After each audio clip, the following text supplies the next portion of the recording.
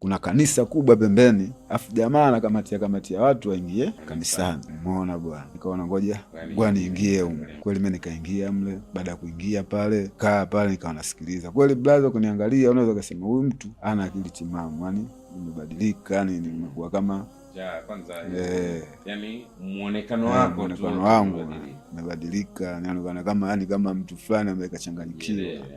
Nikaa pale kanisani, wamefanya mambo yao, wakatembeza maji yale, kuna maji fulani hivi wanafunga kwenye kwenye vilailoni. Kweli mimi nikanywa wale maji. Baada ya kunywa maji pale, washamaliza mambo yao, itabidi nimfuate yule jamaa ambaye aloniambia ingie. Nimefuata, nikamwambia bwana, njaa inaniuma hapa nilipo na sielewi, sema kiishara kwa sababu lugha kama unavyojua.